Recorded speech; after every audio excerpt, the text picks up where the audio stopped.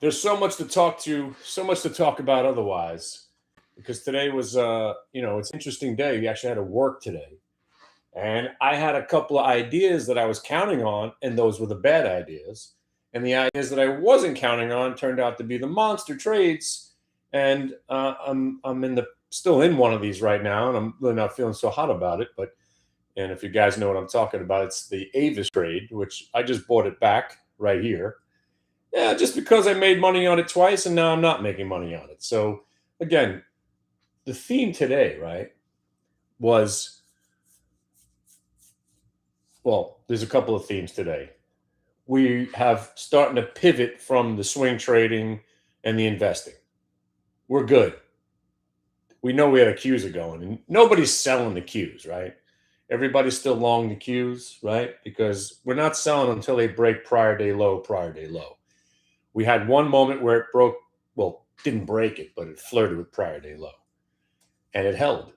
And now here we are. So now that we've gone sideways for 2 days, can't say we've gone down because we haven't gone down. Stop it.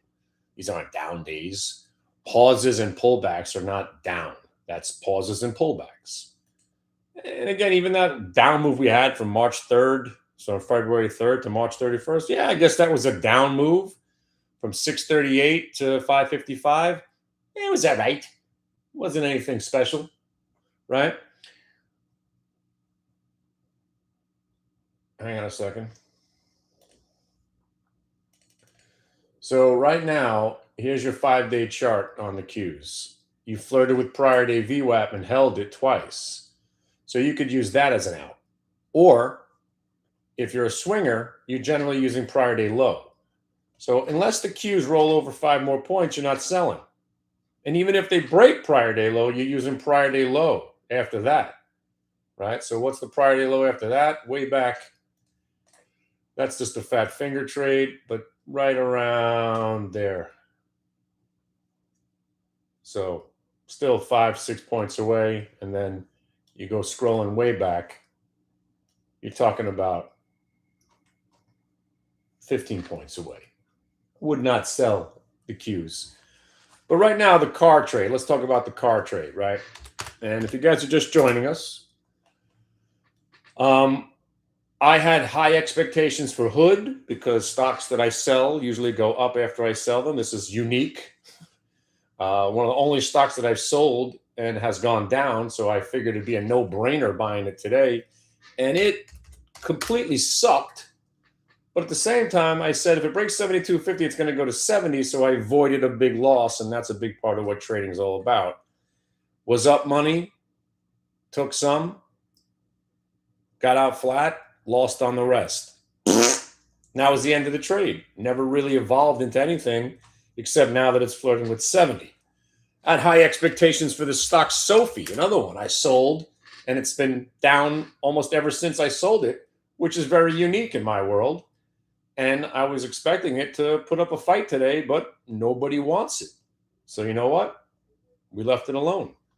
But then we went and checked on our friend Humana, which is a big fan favorite of our website. Had a wonderful trade. I left 10 grand on the table. You guys all know the story from this morning. Sure. But you know what?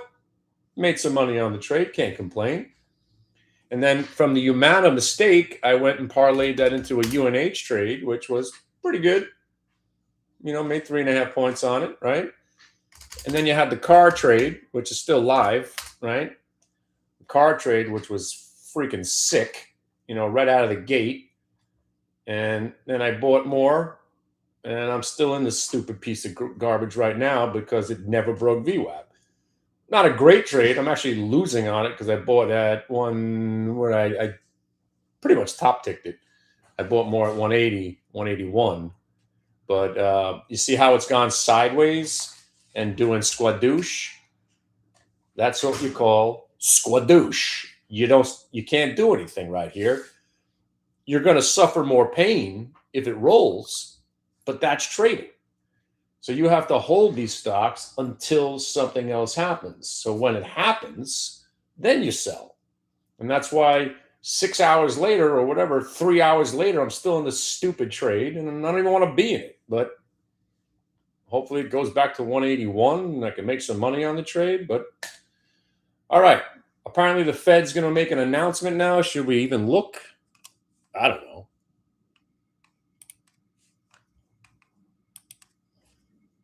I'm in the business. I've been searching for Joe Namath autographs. I'm building a shrine in my house, if you don't know. If anybody has any Joe Namath stuff they want to get rid of, I'm a buyer. And if you have any autographed jerseys or anything, I'm buying. Anybody have any autographed stuff, Joe Namath? I'm in the market right now. And let's go check CNBC. But we also have to get to somebody's comment on YouTube, which it really is a great comment to the point where I'm going to use it in my book.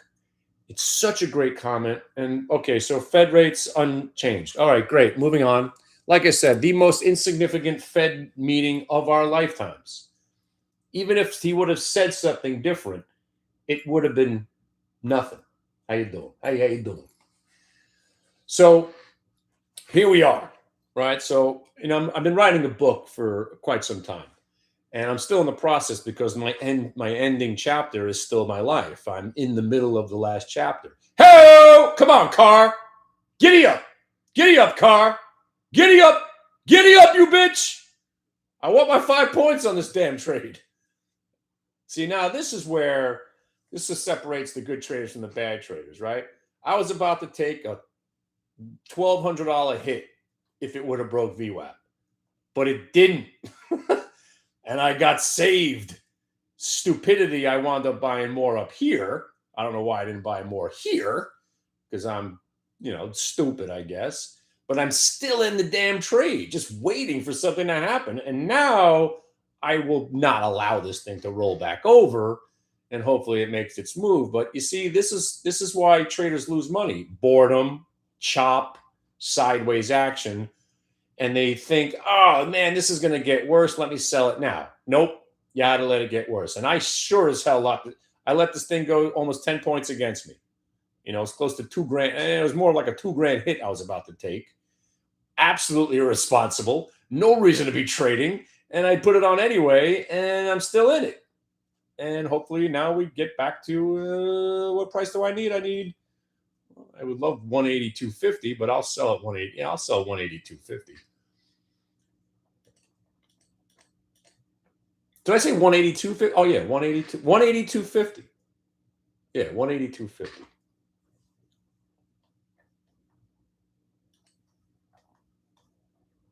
$182.50. Hopefully that breaks and we get 185, and then all this. And again, I have a saying: if you've held the pain, it's time to make the gain. Hopefully that's what's happening here in this car trade. And so far, so good. That's I'm right underneath the offer right here. So meaning I'm offering out 82.48. That's my price. So if it starts trading 82.48, I sell 30 or 40 shares on its way, hopefully, to 185. And you see this trade? Look, now I'm back in the green. But what a fucking task this was. Oh, sorry, I'm not supposed to curse on you. On flowers and rainbows and love and peace and all of that fantastic stuff. Goodness, love, kittens, and flowers. I'm sorry I used bad language. Okay, so anyway, let's walk through this trade as we're about to hopefully sell some here at 182.48. Come on, you mother! Waited all day for this trade. Would you please? Somebody, I don't want you guys buying it from me. Let somebody else buy it for me at 182.48. But now we're back in the green. So if we can get 182 bid at least, that'll trigger more buying. And hopefully this guy on the offer moves out of the way, prints us at 182.48, then goes 185. And all this pain and suffering will be not for naught.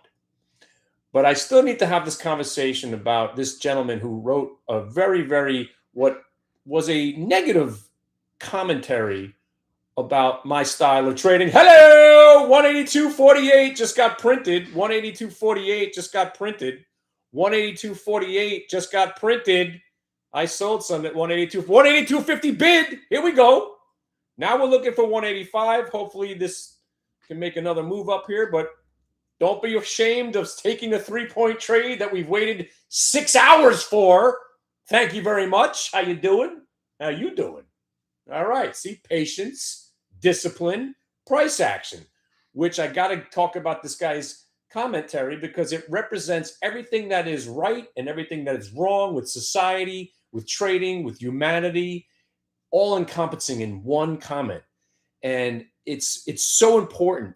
I don't know if I'm going to get to it, but it's so important because it's critical. It's about opinion. It's about misunderstanding. It's about misinformation. It's about delusion, all wrapped up into one comment. It's so awesome, and thank you for writing this on my video, and I really do appreciate it. I'm not being sarcastic. It really is a great moment in time to learn from, to appreciate, and also just goes to know. Again, this is part of me being an online personality, having to deal with trolling and negativity. I don't mind negativity. If you don't like the sound of my voice, neither do I. Look at my dumb face. You got to look at this all day. I don't like my face either. But if you're going to criticize a misinformed criticism about trading, and you're saying that these trades don't work, or it's not a good thing that we focus on price action. So this gentleman wrote, he can't take me serious because all I care about is price action. He doesn't like the fact that I don't know enough about these companies. But in that moment right there, you're making my point of how I trade, and I know it works because I see the results. Not caring about the companies, it what makes this trading easier. Not caring about what he was talking about is the last time apparently he watched my video. I was very passionate about SRAD. And the point that you tried to make as a negative is exactly why I'm not in the stock anymore, and we shorted it. Price action. So he went to write, you were, well, let me read it to you.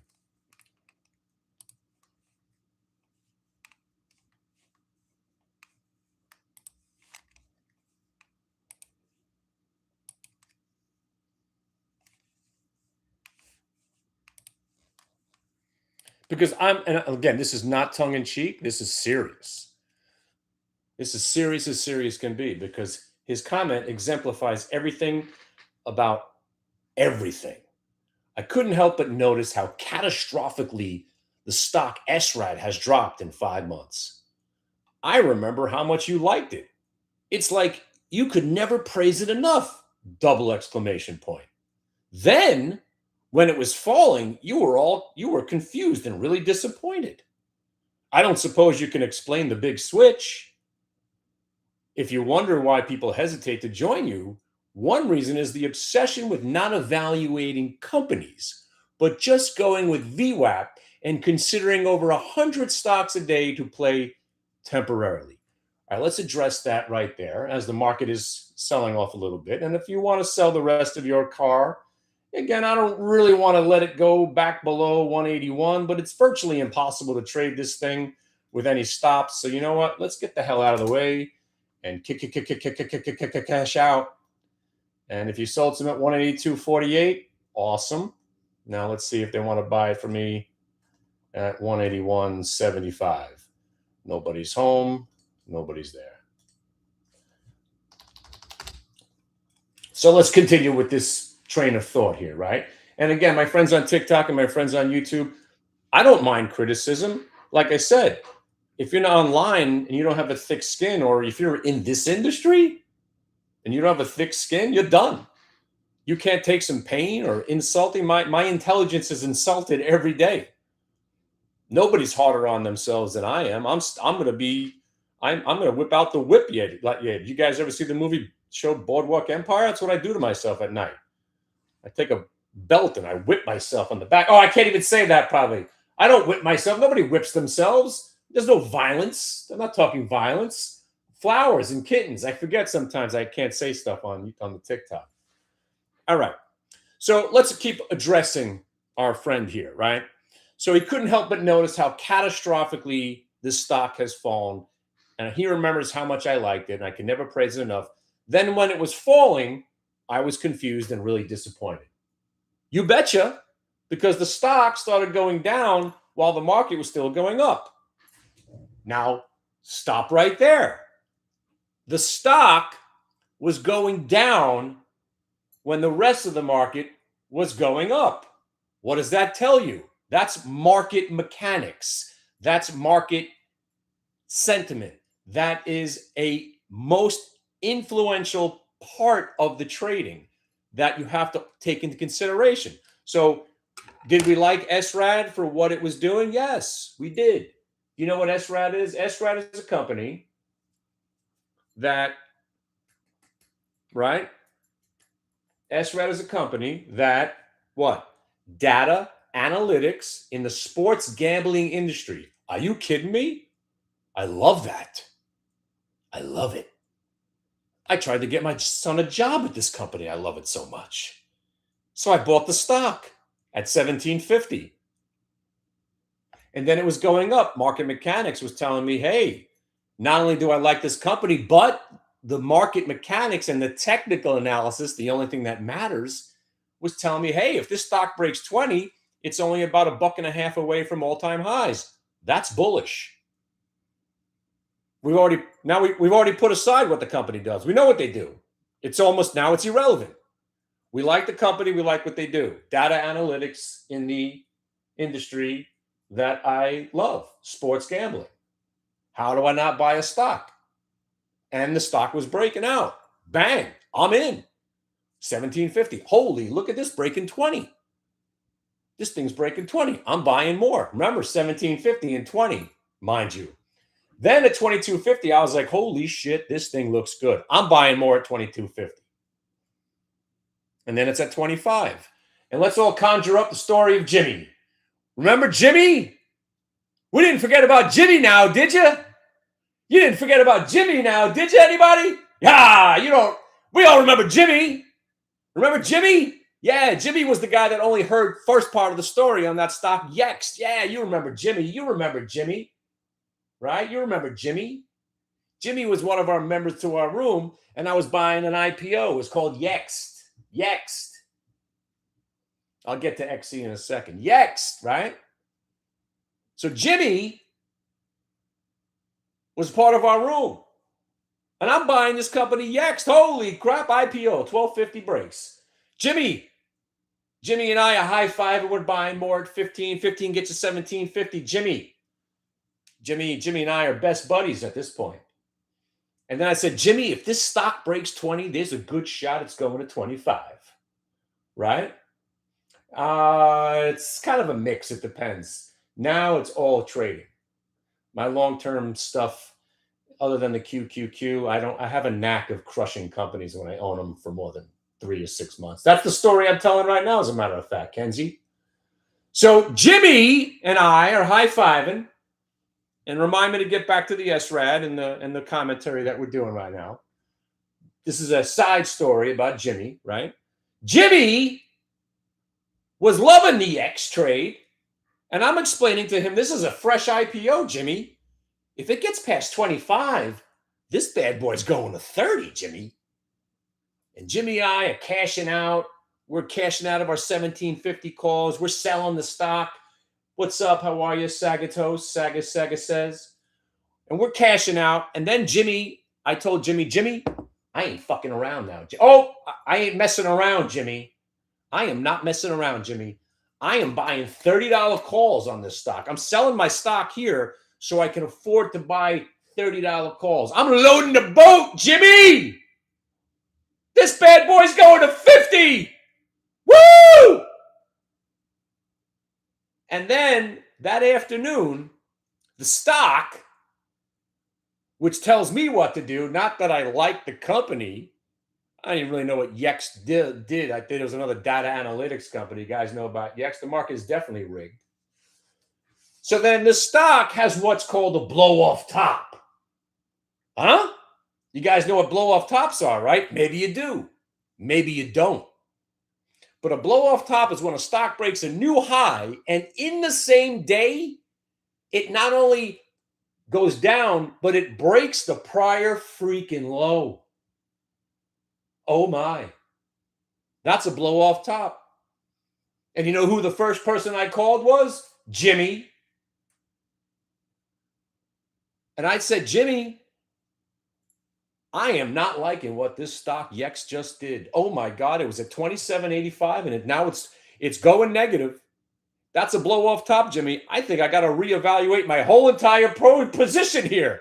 And you know what Jimmy said? Jimmy said, but you said it's going to 50. And I said, I know, Jimmy, but I'm reevaluating my position here. This is a very negative moment. That could have been the top. For all we know, that could have been the top forever because it's a very negative moment. Technically speaking, you see what I did there? Fundamentals meets the technical analysis. And which one was important? The technicals. Because the blow off top signified that Yext had run out of steam. So I'm back on the phone with Jimmy. Jimmy, I think we got to cut these. I know. I just bought the $30 calls. I'm already down 40% of the position. Why not just sell it now before we lose all of our money? And Jimmy said, but you said it's going to 50. And then I said, I know, Jimmy. I'm the guy who told you it was going to 50. The same guy right now that said it was going to 50 3 days ago. Now I'm saying it's not going to 50. How does that make you feel? And Jimmy said, but you said it's going to 50. I know it's going. I know what I said, Jimmy. I'm the one who said it. The same guy, me, who got you in the stock, mind you, at 17.50 and 20 and 22.50, and we've made bank up until this point. The same guy right here, Kenny, the same guy who told you was going to 50. Now I'm saying, Jimmy, that it's going to 0. Jimmy, it's going to 0 tomorrow. The CEO's getting indicted. The company doesn't even do anything. The guy who runs the company just called me. Jimmy, for the love of God, sell the stock. Sell the stock, Jimmy. Get out now. And Jimmy says to me, but you said it was going to 50. And Jimmy held the stock. As I'm dumping my $30 calls, licking my wounds, thinking, holy crap, that didn't work out like I thought. And then the stock went to where? 80 cents, Jimmy. 80 cents. So what saved us from this fantastic idea? Was it the evaluation of what Yext does for a company? Did I do my due diligence into the CEO? No. It was a blow off top. The price action that you don't want to see as a long trader got me to escande or get the heck out of the trade before the massive rollover. Now let's bring it home. Let's bring it home, baby. Let's bring it home. Here we go. We're going to bring it home right now with the SRAD. So this guy says, it was like you love this company. You couldn't praise it enough. Then when it was falling, you were confused and really disappointed. Yes. So when you're confused and really disappointed, what do you do? What do you do? What do you do, Jimmy? What do you do? You sell. You sell. You sell. Why? Because the technical analysis, price action, or as this guy says, the squiggly lines, which makes us sad. He's sad. He's sad that the world has come to a point where people play digital games all day long with squiggly lines. So let's go bring it home now with the SRAD. It's almost the same exact trade. So SRAD, as I know you're probably hoping that I'm still in the name, right? You're hoping, I know you're hoping with your subtlety, with your negative little post here on my video. I know you're hoping that I got hammered on this trade. I know you are. But I like to tell you, I didn't. You know why? Price action! Oh, right! So here we are on SRAD, watching the stock rip, right? Remember, and remind you, you're implying that I bought the stock at 30. No, I bought it at 17.50 and then more at 20 and 22.50. Started selling. Why did we start selling? Do you remember that? Maybe you missed that part of the conversation. I'm so misinformed with your criticism. The reason we started selling it was because it started to get upgraded. You could take your fundamental analysis and how'd that work out for the analysts who work. This is what they do. So when I say your comment exemplifies everything that's right and wrong, not just with trading, but society and humanity in itself, even in your comment, you're proving my theory. You're proving what I'm saying is right. So because I'm separated and don't care about what SRAD does, because I was really passionate about it. Passionate. Data analytics in the sports gaming industry, in a bull market, and the stock's breaking 30. Let's freaking go. And then suddenly what happens? It starts to get upgraded by not just one analyst, oh no, two analysts, oh God, but three different analysts upgrade the stock with $35, $40, and $50 price targets. Does that make me feel good? No, because analysts are not your friends. Analysts upgrade stocks at highs to cushion the blow of their hedge fund buddy that needs to dump the stock. That's how the market works. So not only do I not care about fundamentals, the mere fact that the fundamentalists, the analysts with their genius and all their MBAs and PhDs, they're telling me I got to get involved at $32 on SRAD, and I'm absconding and getting out of the trade because I know better. And then what happened? Then it broke 30. And I was like, well, that's not good. If it breaks 30, I'm going to have to sell some. And I said to myself, well, I kind of like this company. And then I said to myself, well, I kind of like this company, but I kind of like this company, but, come on, you know what I'm going to say here. But if it breaks the yearly VWAP, I'm out of the whole thing. Bang! So once again, what saved me from losing money?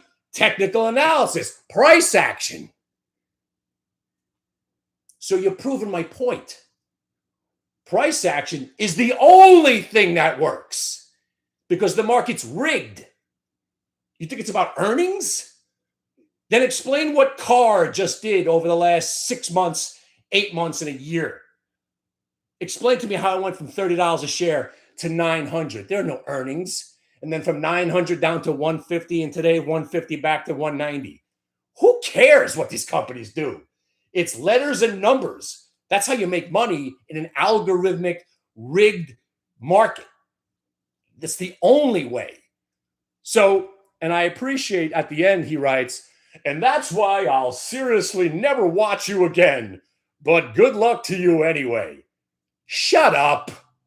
Just tell me to go. I was going to say something. Just tell me how you really feel. Enough with the subtlety. It's all right. It's all right that it must hurt you that I'm right and you're wrong. You want to know about companies? I don't care. And the not caring part is what makes me more money now than I've ever made. Because let me tell you a couple other companies that I did some analysis on. You guys want to go back to time? You want to go back in time? Let's go back in time. Hey, let's go back in time, everybody. Yeah, let's talk about when I was a financial analyst. Yeah, you know what? I did all this analysis about this chip company called Genesis Microchip. You know what? I did all this homework about this company. I did all this great research into this company, Genesis Microchip. Genesis Microchip. Yeah, that was back when the CRTs would come with flat screens. Oh, it was going to be crazy. I did all this homework, and the company was awesome, and they were making all this money. And then I saw the CEO on the TV. I saw the CEO to this company. I did all this research in, right? All this research into Genesis Microchip. And this guy comes on the TV to talk about their earnings. And this guy,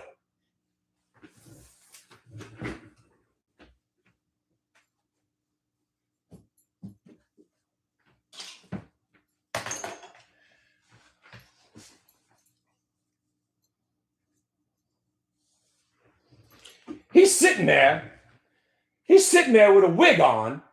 He's sitting there with a toupee on his head trying to explain how well the company's doing. And I'm sitting there going, wait a second. This guy wants us to believe that that's his hair? How can we believe anything that's coming out of his mouth right now? So he's talking about EBITDA, and I'm sitting there going, wow, this is fascinating. Look at that freaking wig. And he's going on and on and on, and all I'm thinking is moly, mole, moly, mole, mole, mole. He's talking about EBITDA. How about that car sell? Huh? Who sold that car up there? Yes.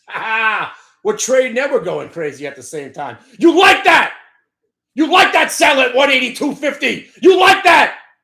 You like that? You like that? That's technical analysis for you there, pal. Yeah, why don't you go do some research into Avis Budget Rent-A-Car Company? Yeah, let me know when you do your analysis on that one, pal. So, what was I just saying? Oh, I lost my train of thought. Damn it.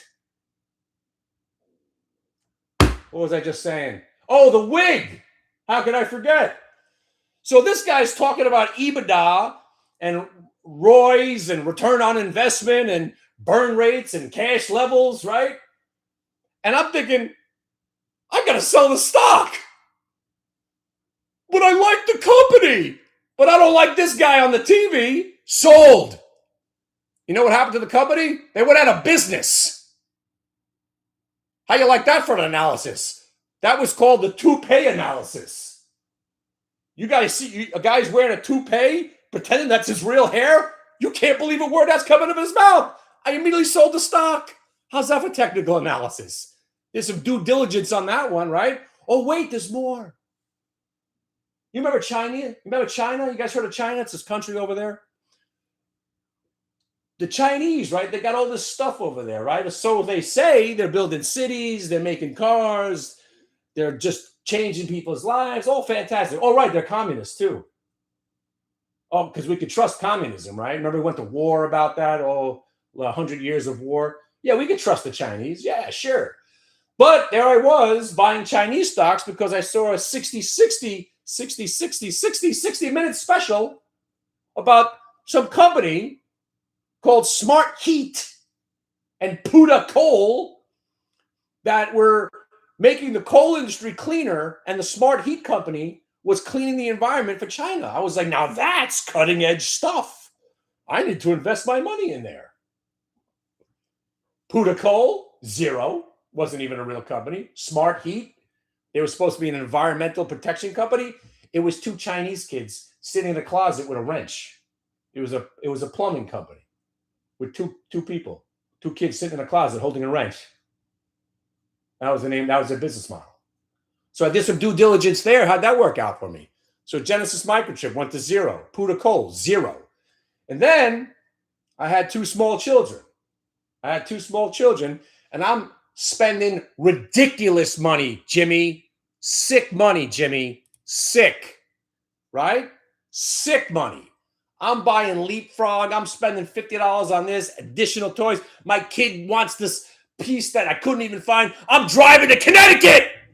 To get my kid, who won't even remember this moment. Oh, but Daddy, I need the other additional piece that goes with the frog. Well, they don't have it in Toys R Us. I'm freaking hightailing it to Connecticut for 2.5 hours to get my kid a present.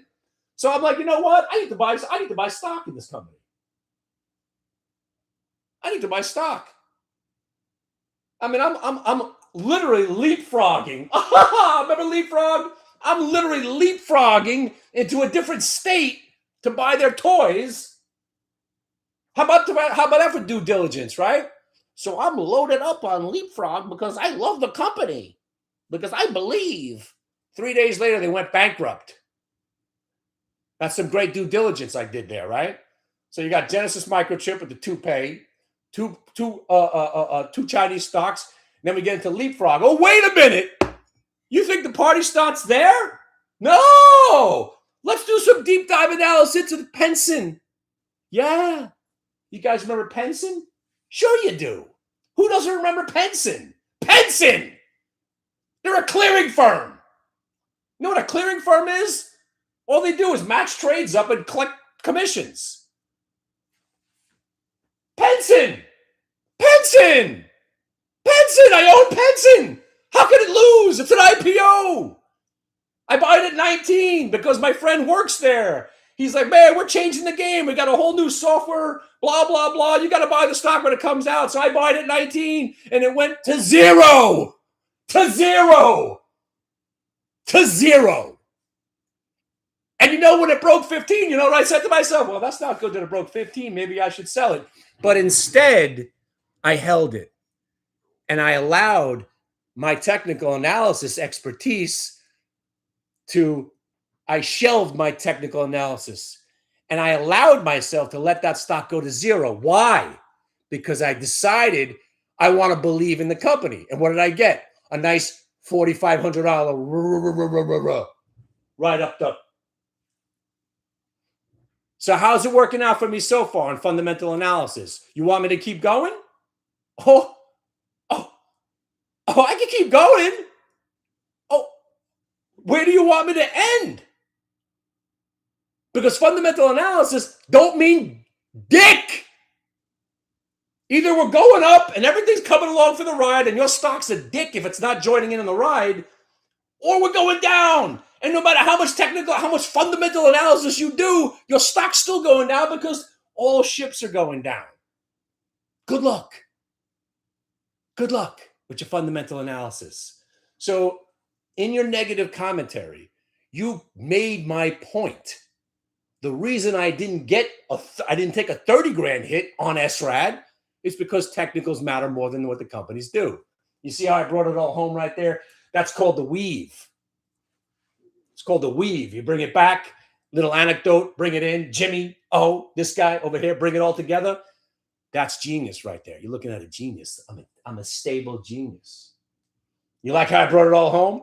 While we were doing that, I cashed out of my car trade at 82.50 and 81 whilst that was happening. How you like me now, Jimmy? And by the way, after all your negativity, I would still welcome Jimmy back. And I'd welcome this guy back too if you want to keep watching. Because when the market crashes again sometime in 2030, do you really think it's going to go all the way to 2030? Who cares? Just throwing it out there. Market's probably on cruise control. No joke. I'm not joking about it. 2030. I'm looking for an epic two-year move after this little sell-off that we had. This next consolidation phase will lead to another rip to the high. I have no doubt. If I'm wrong, who cares? You see, that's the best part. But let's say I am right. And the market rips for the next year, 2 years, 3 years, 4 years, and the Qs do go to 1,200. Guess what? We'll be making all the way money all the way back up. And it won't be about your fundamental analysis. It'll be because the market's going up and stocks are going up. Doesn't matter. EBITDA doesn't matter. Earnings per share doesn't matter. Interest rates don't matter. None of this matters when the government flips the switch like they did on March 31st and sets the market back into cruise control, which we're in right now. Good luck getting in its way. Hello. So back to what we do. Why guess what's going to happen for the next 3 years? Or do it this way. Buy the QQQ, and I'll see you in 3 to 5 years. You don't got to do any technical analysis there. The market's going up. And the Qs lead the charge, always. So if the market's going up, the Qs are going to go up, probably to 1,000. Now let's go reel it in. First he swims, and then he jumps. First he swims, and then he jumps. And if you don't know that movie, go watch Running Scared right now. So now go back to what we do. What do? We trade the motion of the ocean, not looking at 100 different names a day, to that guy's point, 7 or 8. Is that cool? Is that cool? Just 7 or 8. Today we had 7 or 8 to choose from.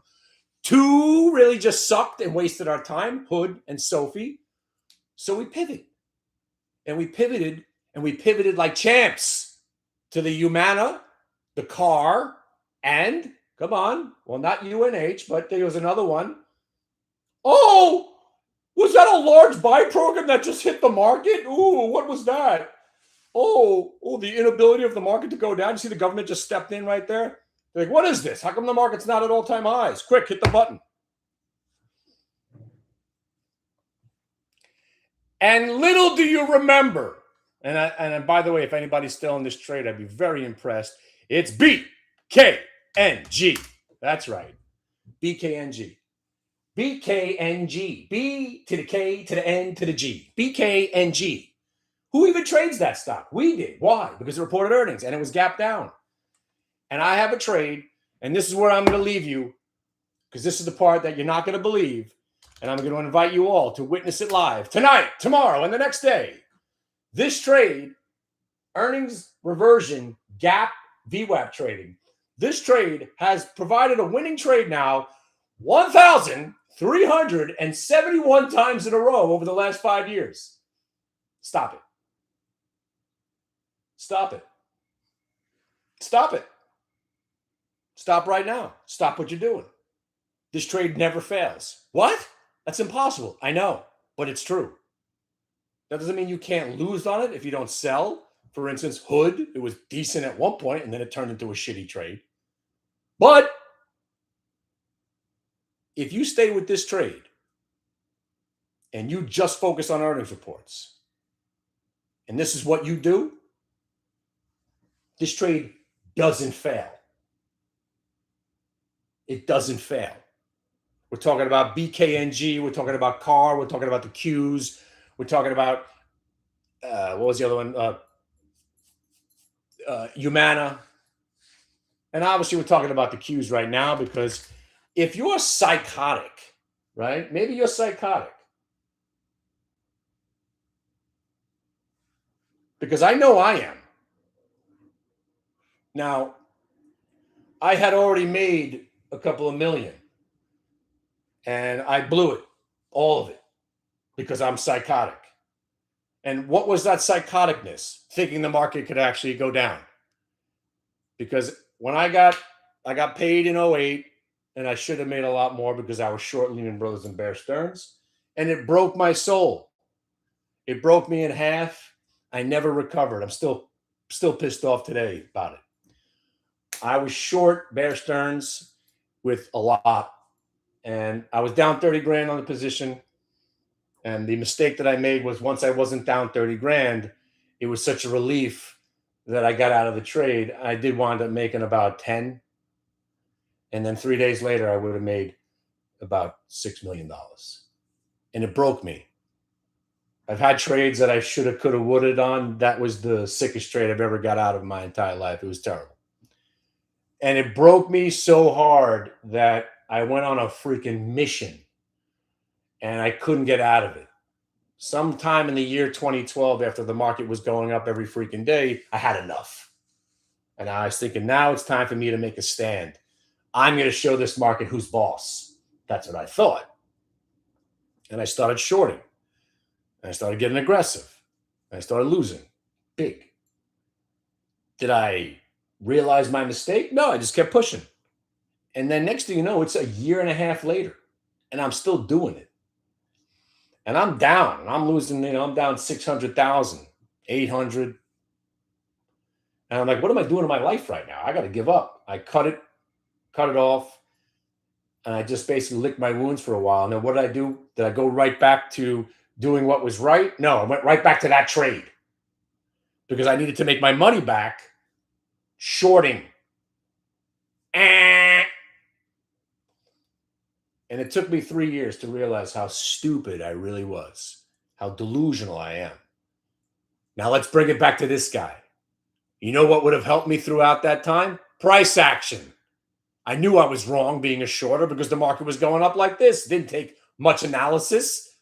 Stocks were breaking new highs almost every day, and I'm short. No fundamental need to be analyzing that. So anyway, fast forward to all these years later, now I realize how dumb I was. I know all the mistakes that I made. And that's why this time around, I won't make those mistakes.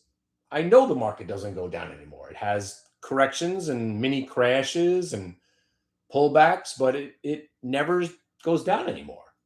And that's not me just saying that, oh, yeah, market goes. I know it goes down, but it never stays down. And then when it really flips the switch, you get days like this, where this is what we call the Terminator days, right? The market refuses to go down. So what does it do? It just chops violently, refusing to go down until you stop thinking it's going to go down, and then it goes back up. So this consolidation, unlike the consolidation that we saw in February, where you saw a negative bias to it, we literally had run out of steam. That's why I said that consolidation is different. This consolidation is going to rip higher because the power gap from when we're back on March 31st, the power gap on March 31st, and then April 2nd trapped the shorters and made the long traders wanting.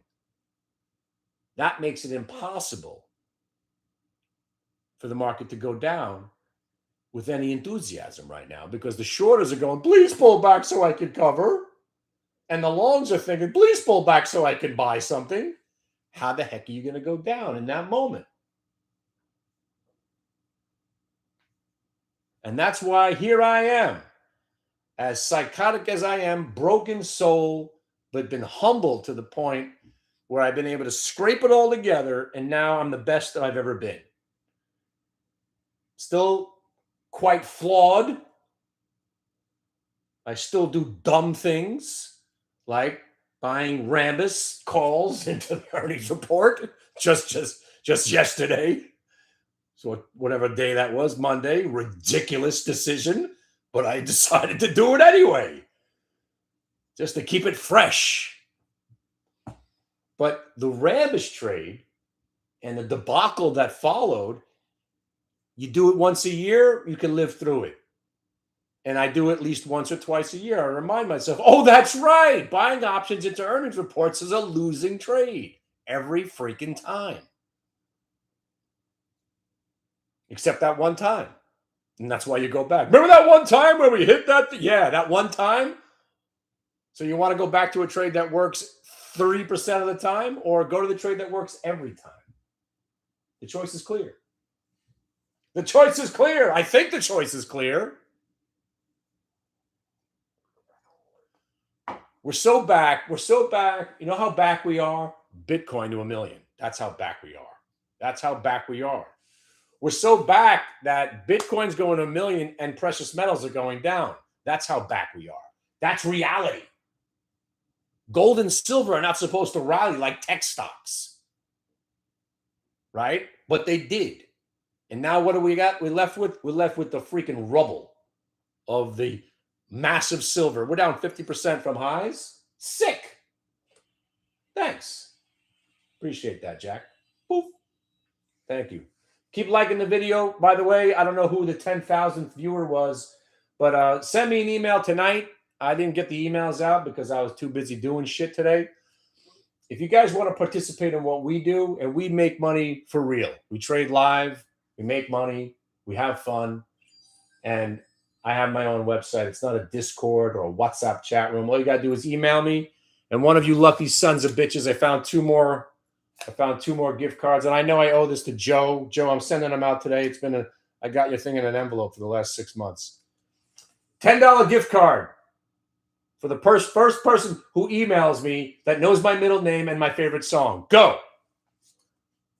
Or I'll take either one of those answers.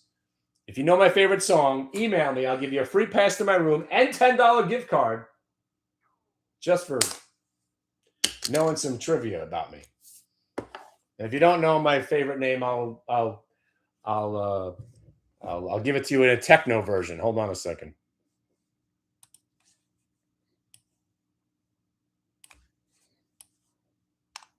Even you, Jimmy, you want that $10 gift card? We'll be friends again. By the way, if you don't know this song, we really actually can't be friends. All right. KennyGlick at AOL.com. If you don't know this song, we are no longer friends. It's as simple as that. All right. I'll give you a techno version of it. There's like so many cool versions of it, but let's see. Oh, that's the real version. Let's see what this one sounds like. Oh, it's kind of like a jazz version. That's all you're getting. That's all you're getting. That's all you're getting. All right. So my favorite song, I'll give you a hint. Psychedelica. I like acid. It's the only hint I'm giving you. All right. So the first person to say, Kenny, you're the handsomest mother ever. I love your song. I love you. I will give you $10 for just saying something nice. And I'll give you a free pass to my room. And also, if anybody is in the industry, I'm building a shrine in my house right now. I'm a Jets fan. It's long suffering. I've got to say that. I've been cleaning up my room. I got rid of, look, I sold the, I got rid of the, you guys don't know what I'm talking about. Oh, you're right there, Federation. You're right there. You're right there. But more importantly, who's heard of Danger Muffin? Let's go. Now, when I play music, do you hear it? Do you hear it? Yo, the market, what's going on? We're just chopping violently right now. It's so freaking weird. Hey, my middle name is Scott.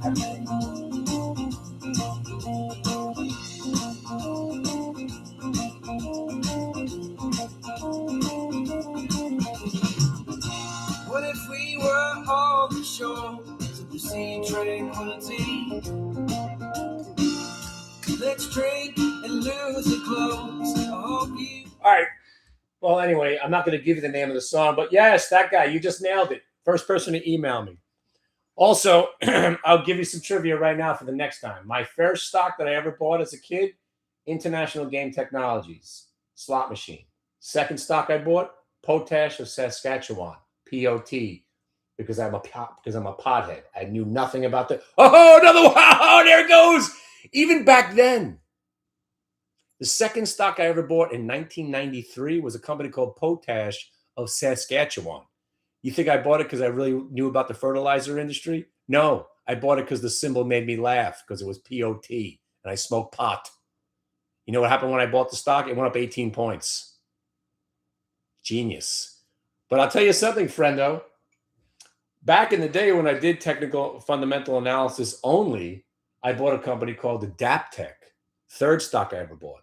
You want to know? You want to do a deep dive right here? Let's have this conversation. So back in the day, kids, when you just couldn't go into a store and buy a computer, you had to build the computer yourself.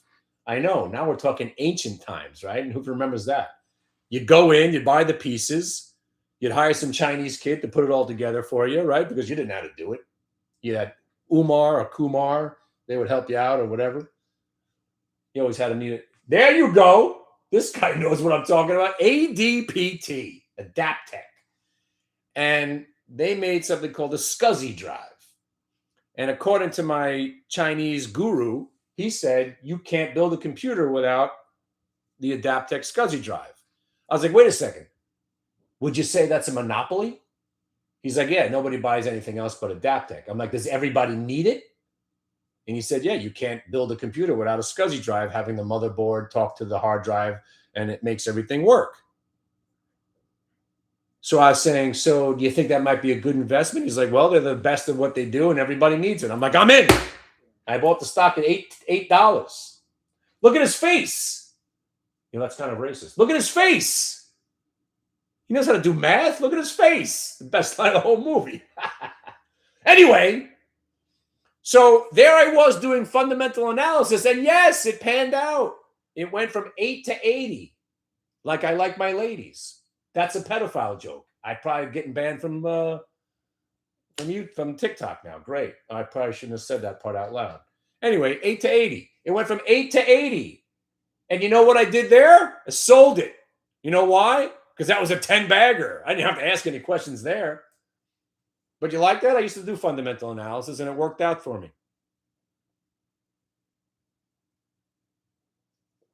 So I know this guy's probably not watching me right now, right? Hey, what's going on? Nice. Thank you for sticking around. But the point of this whole video today, right, is that you're never going to please everybody, especially in this industry, right? And I have to battle people with their negative attitudes, and I don't mind. If you want to criticize me, here's how you do it. Nice call on that Rambus, dickhead. And I would have no retort. I would have to say, yeah, that was pretty shitty on my part. But then I would remind you that I bought the stock at 80, sold it at 160, then I bought the options and lost the money. So, in fact, we're still up on the whole Rambus trade. But if you want to insult me and you really want to truly get into it, let me elaborate. This comes from one of my most profound haters of all time. His name was Rufus. And Rufus writes, oh, maybe Rufus doesn't write anything. Where is it? Oh, man, I lost it. What the? All right, who removed Rufus? Ah, here we go. You ready? You ready? This is an email sent to me. And hang on, I got to charge my phone before we go. Hello. Hi, how you doing? My name's Kenny. Good to see you. Thanks for stopping in. Send me an email. I'll give you some free stuff tonight. So let me read aloud. Let's get intimate right now. This is fancy. This is an email that I got from somebody, and he writes, "You intellectually devoid Neanderthal." Actually, let's get Grok in on this one because I'd like to have it translate for me.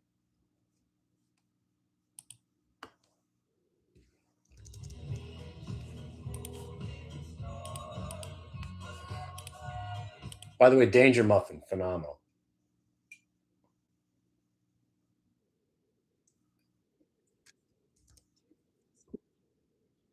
Not, no, not you. No, no, no, no. We're moving on from there. Sorry. Hang on, I got to refresh. Hello, sweet tits. How are you?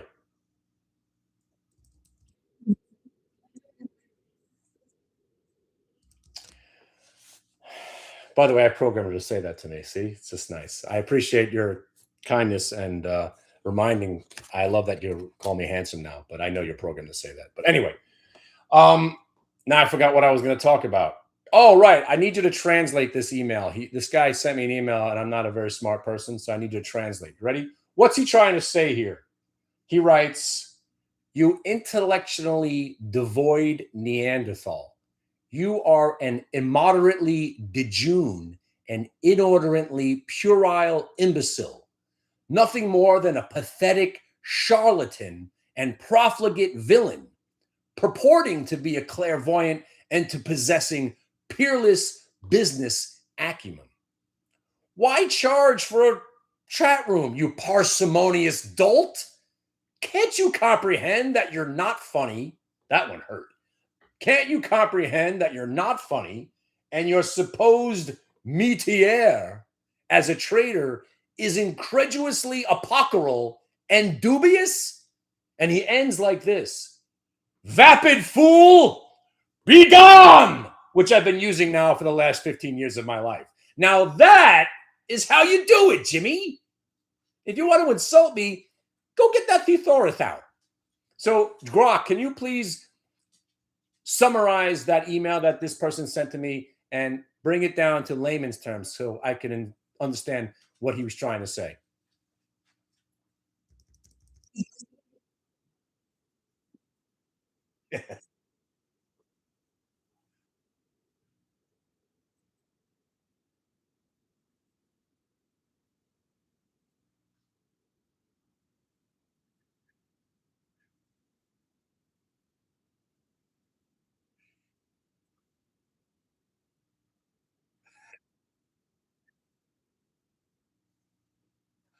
And he did a great job at it, if I might add.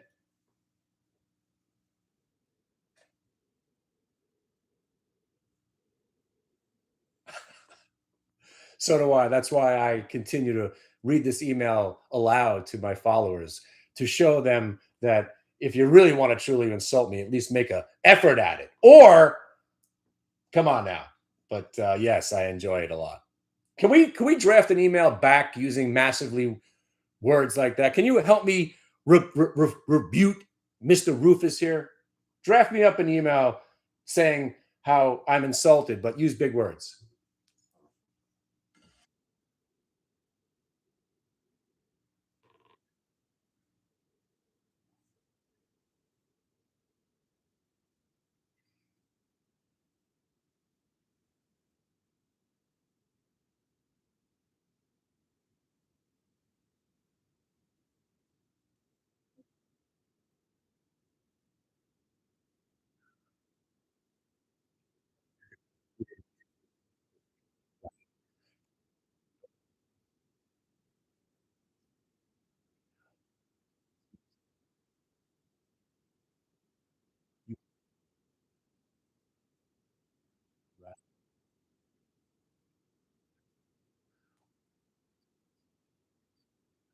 Now, freaking genius. See, that makes me spending 3 weeks in my house, not leaving without friends or family.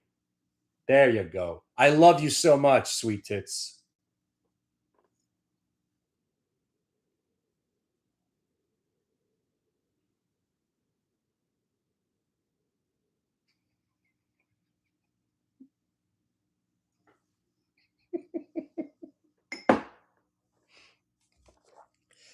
See, gentlemen and ladies, you're witnessing somebody who has no life. Sure, I go out once in a while, but I've been spending, since I got my Grok account about 4 weeks ago, I've had conversations with this computer as if this is my new best friend. And I'm telling you, I'm having the best time. I'm having the best time. It's awesome. We do we do technical analysis and fundamental analysis. How you like that, right, guy? And she does all the work for me.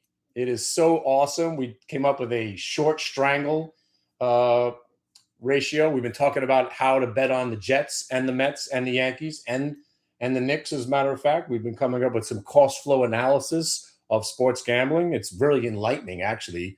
She's trying to convince me that I shouldn't bet against the Jets this year, and I'm thinking, what? But more importantly, while we're sitting here, you guys noticing the market's never going down again, right? Am I a fundamental trader? No, I'm a fundamentalist, but I'm not a fundamental trader. No, I just base everything I do on the price of the stock.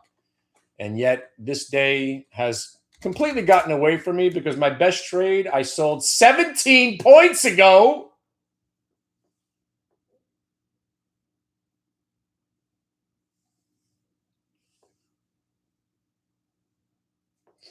You know, it's all fun and games till you realize that you've left a 20 grand trade on the table in on the day. This is today. What do I need to own stocks? I mean, granted, I didn't make the 20 grand, but holy freaking shit. Look at this trade. That's the 1 minute multi-day VWAP reversal, my friends. I only bet against the Knicks in the fourth quarter when they have a small lead because they tend to break it. They tend to lose. Am I really are you unusually looking? Are you usually looking for consolidation? All we do, all we do is trade VWAP and multiple time frame VWAP. So today I got an alert, if you will. It's not really an alert, it's a breakout. So our trade, the technical trade that we take, it's called a faux show bro. Fake them out, shake them out, breakout. So when you get, hey, I got a better idea. It's only 259. Email me right now and I'll let you see the other side of what I'm talking about. You see the charts better. All right. So let's talk about you want to listen to Grok one more time? So do you remember the conversation we had about the market never going down? Oh,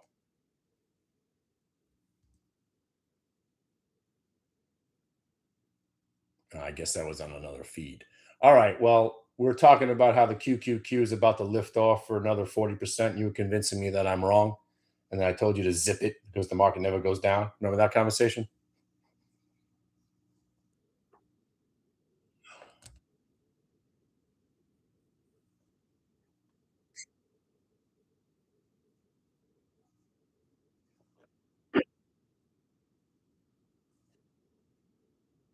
Oh, that's pretty subtle. You said they play along as if I'm wrong about it.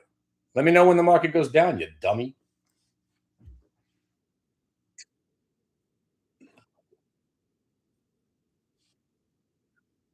Yeah, text me. Yeah, sure.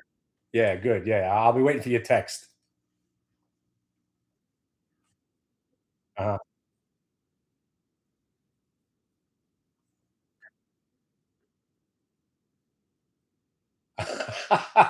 You know when that'll be? When the Qs are sitting at 1,043 on April 20th, 2028, right? Do some do me some analysis. Give me the idea. How much does the QQQ, what do we have to do to get to 1,043 at 1:43 p.m. on April 20th, 2028? Go, because that's where we're going.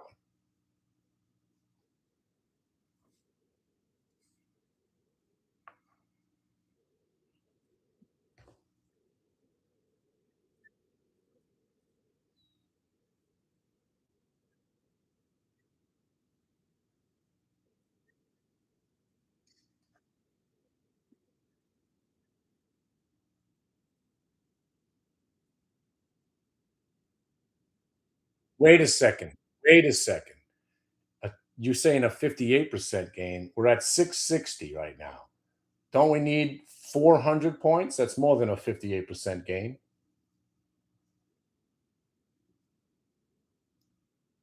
I'd have to-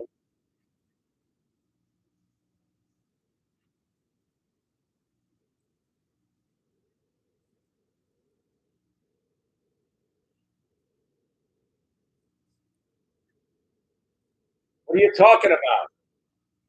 We're talking 1,043 minus 660.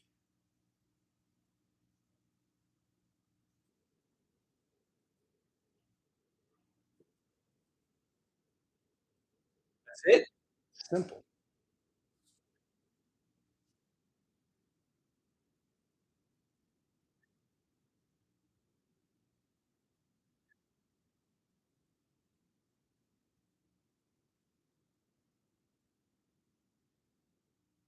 Sure. And then tell me how to position myself to partake in this rally that's about to happen.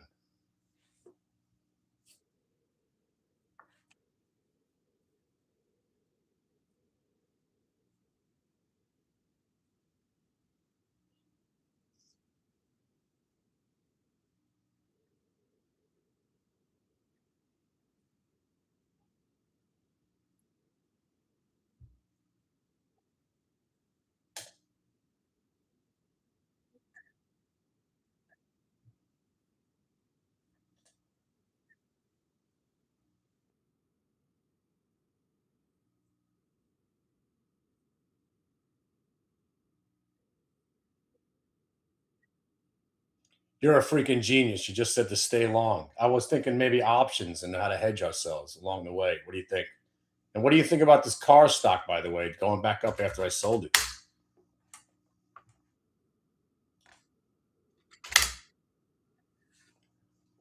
While she's doing this math, let me tell you about what happened today on this Humana trade. And just to be completely frank, who the hell is Frank?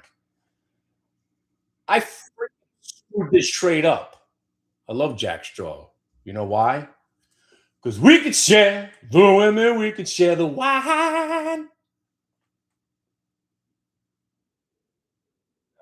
Listening. Anyway, why did I sell the Humana? Well, let me explain. And why didn't I buy it back is the real question, right?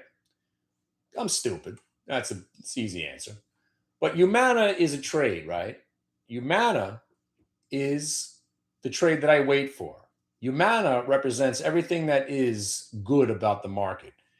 Gap down on earnings, the chart pattern that we love so much shows up, fake them out, shake them out, VWAP break. And then it rallies to the orange line. Wonderful trade, right? But I was in the first move and I put a stop on.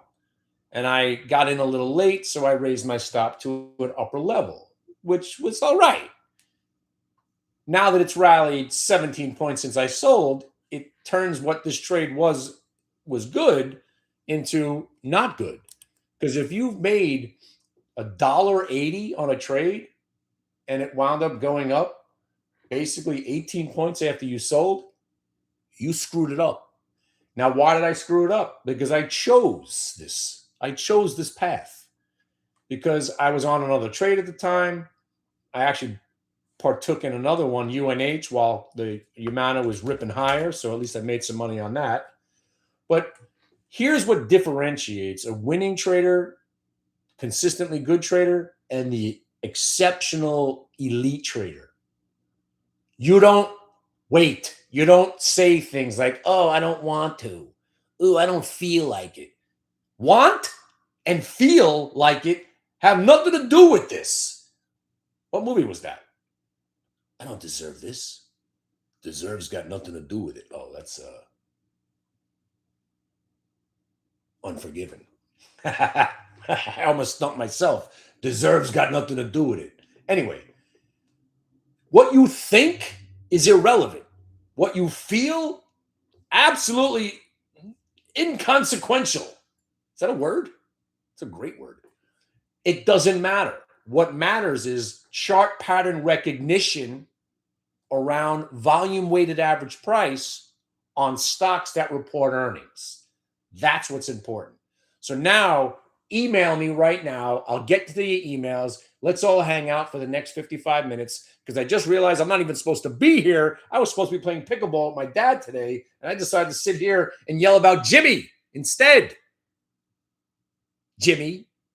So email me right now. We'll all gather on my website. You'll hang out for the rest of the night. You'll hang out tomorrow. You'll hang out tomorrow night. We play music. We smoke weed. We drink alcohol. We crunch charts. We listen to music. Who's better than us? Nobody. Nobody's better than us. Nobody. And it's free for 2 weeks. And you'll see, I am the chosen one. I know. Sorry I have to look like this. Maybe you were expecting somebody else. But I am the chosen one. I will save you all. Because this trade works. Because it's algorithmic. So if you want to fight the machine, you're going to lose. You want to be the machine, you're going to win. And that's what trading is. You are not fighting the market. You're not outsmarting the market. The way that we trade, we are the market. Yes. And you will no longer be manipulated. You will be the manipulator. Mic drop. Email me. What's my email address? Somebody type it in, please. Email me right now. I'll get to you as soon as I can. I'd love to show you what I do. I'd love to introduce you to my gay friend, Solid. He's phenomenal. He's gay for VWAP, which is all right. Remember, and you're not gay if you don't push back. Just got banned from YouTube. Just got banned from TikTok. Am I shorting Carvana? I might be tomorrow. I don't know. I got to see how the numbers plan out. But tonight, tomorrow night, and Friday are the 3 most important days in the history of trading. And if you don't know why, you better be here. If you don't know why the next 3 days are the most important 3 days in the history of trading, then you don't know what's going on, and you should. You should. We just got past the Fed meeting, which nobody cares about. We're past that. But then we got MAGA. Or not MAGA. Mega. Or what do they call themselves? Mega, MAGA, MAG 7, something shit like that. I don't know. All the big guys are reporting where this market's going to go for the next 3 months is going to be demonstrated over the next 3 days. All right? Is this a sustainable way to earn money? It definitely is, but you have to be so disciplined because as soon as you veer off the road, you get slammed into by oncoming traffic. Stay in the road, and that's what VWAP is. And I veered off the road. I went off a cliff on this Humana trade, and I'm suffering for it because I don't know why I didn't get back in. This is a life-changing trade now. Especially if it's your first trade with us. Imagine stepping in. And I'm going to leave you right here. Imagine watching me on TikTok for the last 6 months. You're like, man, this guy's out of his mind. I got to go check out what he's doing. Oh, you're on YouTube. Man, this guy sort of seems like he knows what he's talking about. I'm not sure because he might be nuts. Great. I am. Truly. And if today was your first day and you said, all right, nutball, I've been watching you on 6 months. You make me laugh, but let's see if you can make me money. And I say, all right, sir, ma'am, you want to be buying Humana today.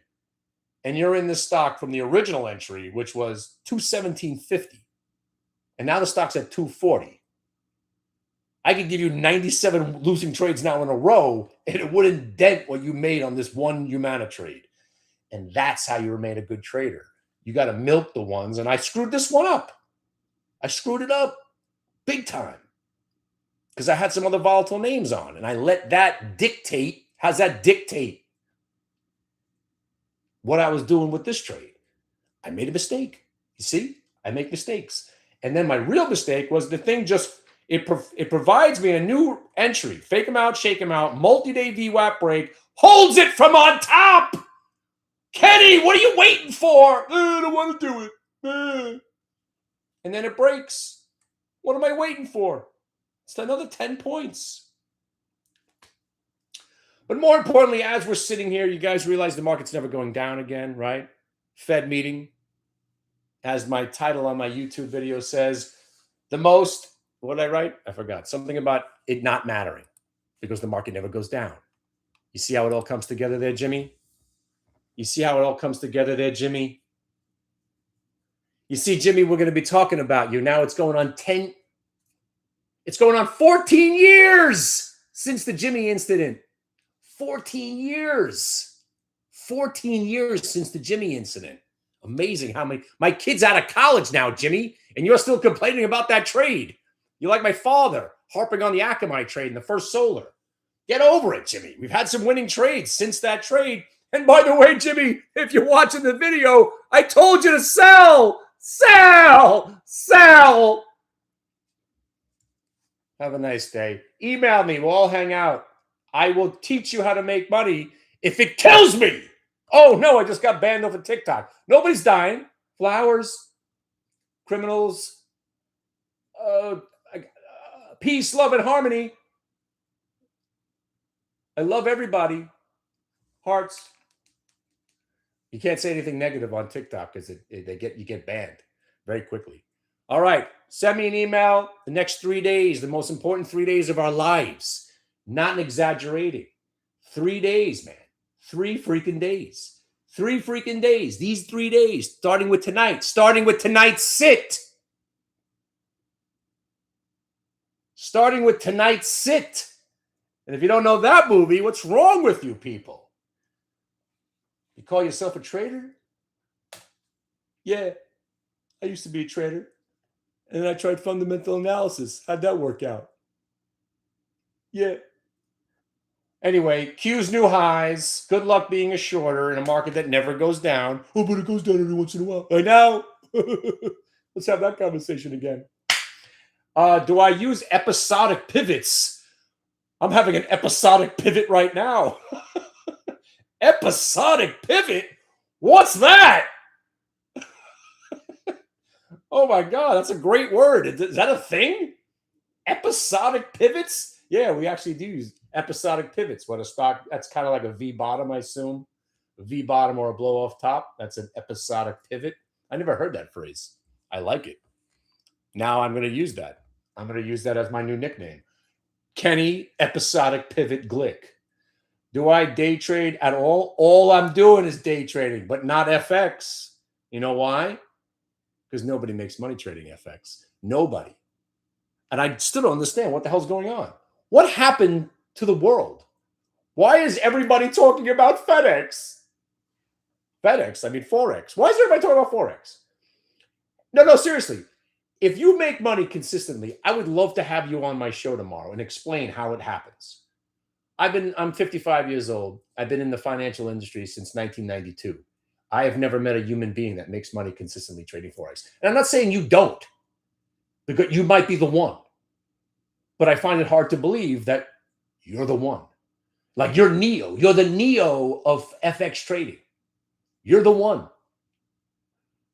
Since October last year, let's get you on the show. I would like to know what you do and how you have broken the code of an industry that nobody makes money in. That's incredible. And you live in Australia. Fantastic.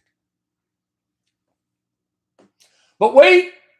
And there it is. Q's new highs, everybody. Q's new highs. Don't forget to subscribe and like. And if you're shorting the market, call me. I have a great psychiatrist. She subscribes the greatest drugs. So the next time you're thinking about shorting stocks, just take 2 of these. Either you'll nod off and you won't remember about shorting, or you'll just be in a coma and you won't be able to lift your finger to press the short button. Don't short stocks.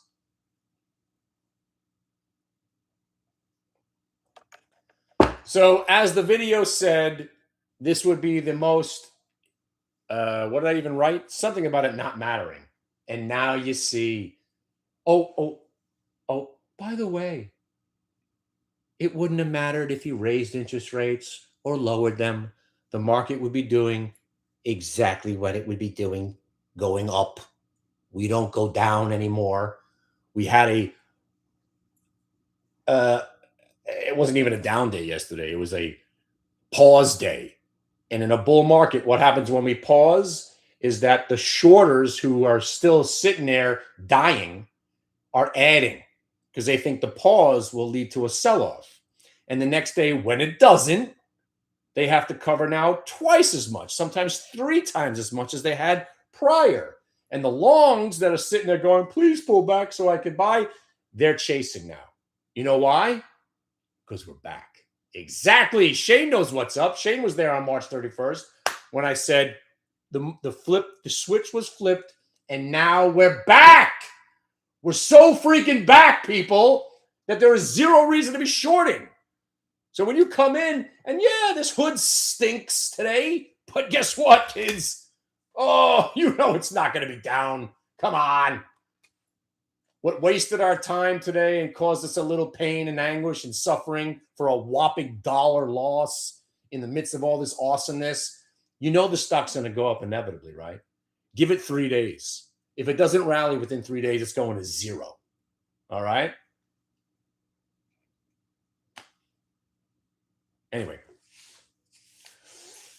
the greatest market of all time, and we are just getting started, people. What about Microsoft? What about Meta? What about Microsoft? What about Palantir? What about Google? What about it? Nobody cares. You know, all their earnings are good, right? So if you see them reacting negatively to their earnings, don't short. Don't you ever short unless the stock is gapped up and the profit takers show up. Every stock is a buy on dip right now. And all you got to do is wait for VWAP to confirm that and live your life. All right? All right. Email me. What's my email address? Shane. Tell them about, take it away, Shane. Now, to play us out, what do we want to play us out? What does that mean? What does that mean to play us out? To end the show? There's no words on it. All right, we're going to play us out. Email me right now. This one's more danger muffin.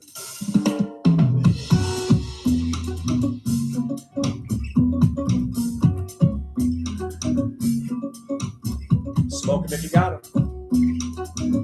We'll do it live.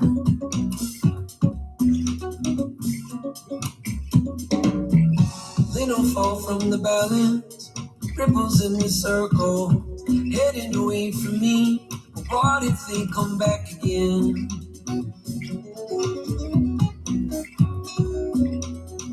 So good. You guys know danger muffin? Easy to feel the current scheming forces. How did I get here? I was surrounded by luscious forests.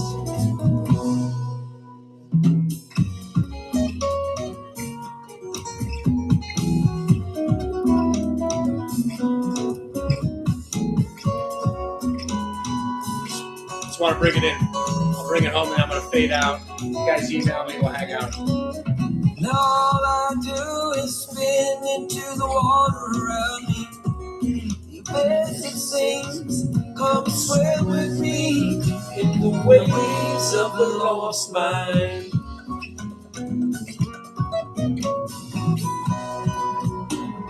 Waves of the lost mind.